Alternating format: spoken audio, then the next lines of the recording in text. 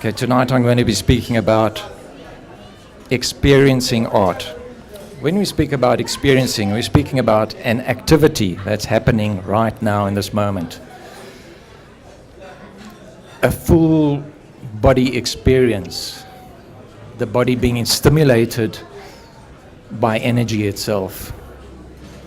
With experiencing comes interaction, and that's why we could say that interaction is the activity of experiencing.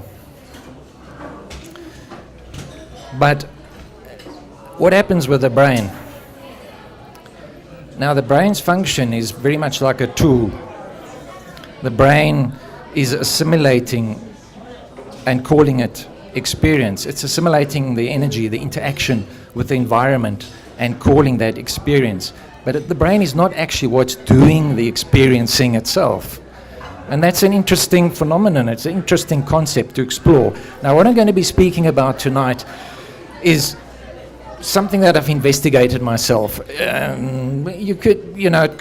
a bunch of hypothetical concepts that might not mean anything initially, but if one takes these concepts and actually investigates them, then something different appears, another possibility happens. And that's really what interaction is. When two waveforms, wave patterns merge together, there's either a resonance or a dissonance that happens. Now, the outcome of that is another possibility. Whatever it is, there's another possibility that presents itself. And that is this thing still working? Can you still hear me? Okay.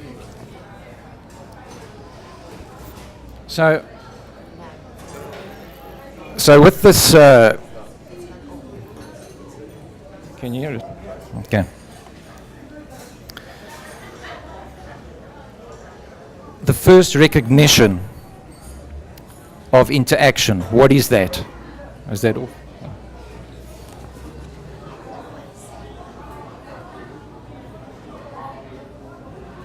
Okay.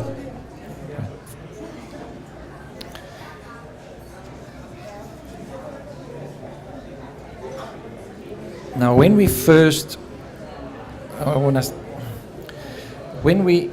interact, there's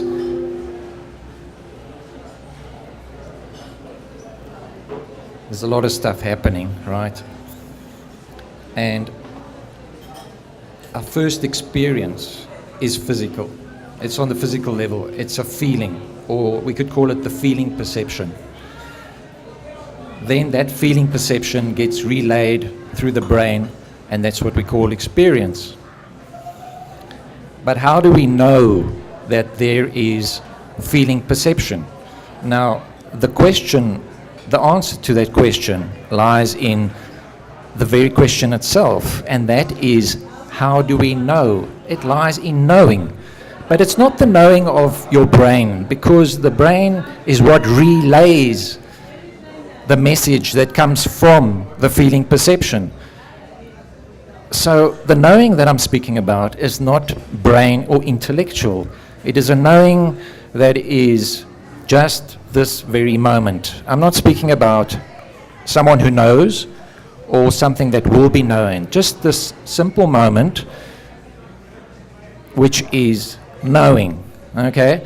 And we all have that experience, or that is the experiencing that is happening right now. Now, if we look at knowing itself, knowing implies intelligence, okay? Intelligence is the activity of knowing, because there's something happening.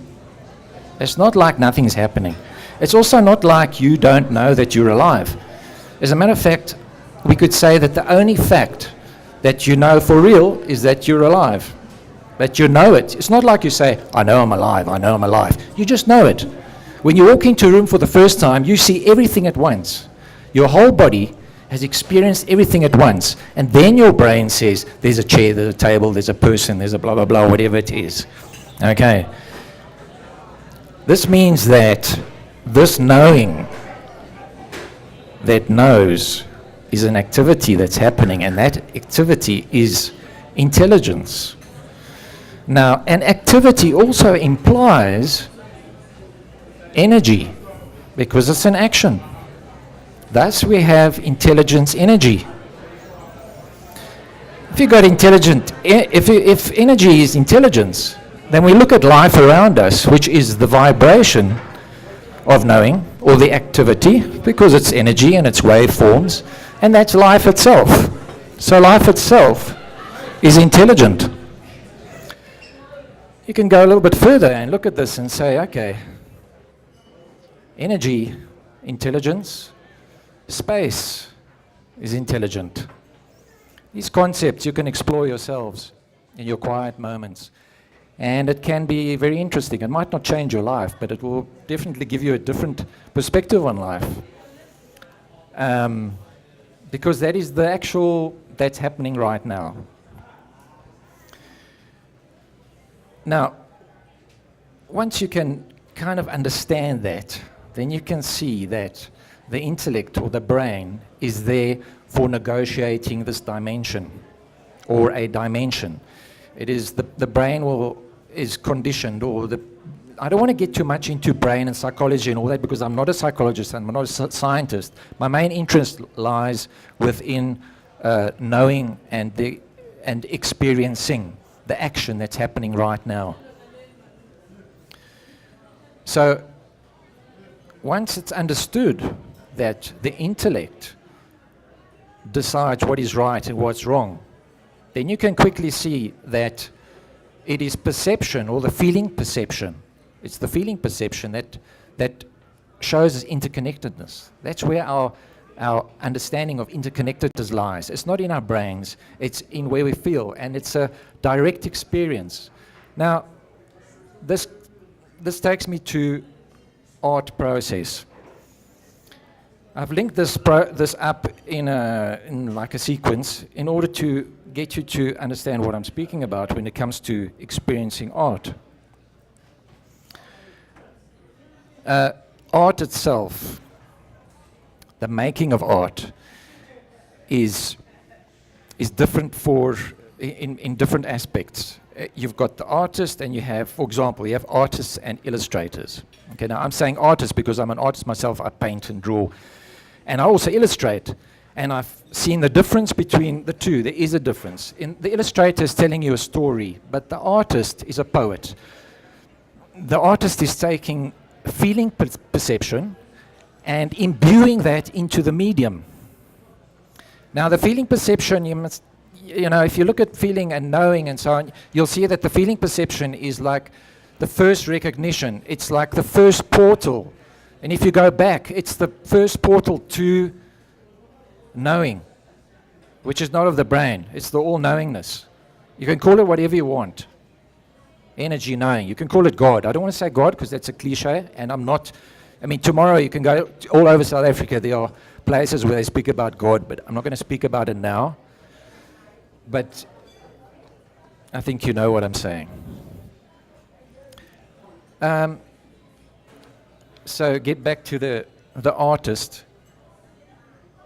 The artist is linking up feeling perception and the medium and turning that into the work of art, which ultimately is life itself, is the vibration. So when you're actually looking at a piece of art, you're not seeing anything. You're feeling it. The seeing of the art comes afterwards. It's not actually what's happening. And that gives us a different experience around art. Because it's been created like that. It's been made like that, purely from a feeling perception. Applied, and then you get that. Now, it takes a master artist or a master poet to take that subtle energy and imbue it into a gross form. Now, although that is happening all the time, it's necessary for you and I to recognize that, because that is the story or the history of our lineage of art, which is basically tells us about society, about life, and who we are as humans. It's our story. You'll find it in the arts. And it is a direct reflection of what we are ultimately, not who we are, but what we are, which is all-knowing, intelligence, energy.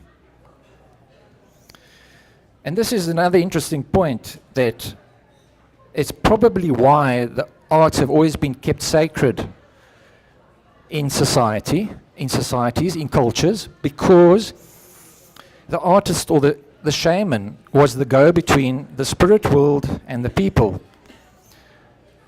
The artist could, or the shaman could contact the spirit world and imbue it into the sculpture, into the piece, and the people could revere that. And that's ultimately what happens in an interesting way.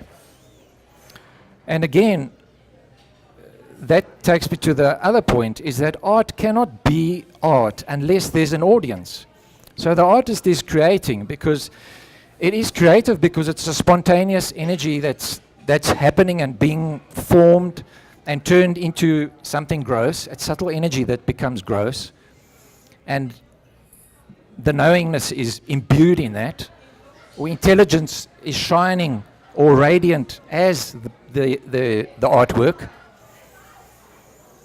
But it's the audience that comes and stands in front of that artwork and resonates with it and understands through feeling perception. The ignition of that feeling perception is the knowing. It's direct. You don't have to think. You don't have to think, I see that color and it's doing something for me. You just know. You know? And that is what art is. And it's happening all the time in all art. But there are very few art pieces on the planet at any given moment that actually speak directly to the soul, so to speak, or directly to the audience, and it doesn't have to go through the intellect. And those pieces are highly valued, and they are our art lineage. They are recognized like that. And just see what this. Sorry. Yeah, that's basically what I want to say.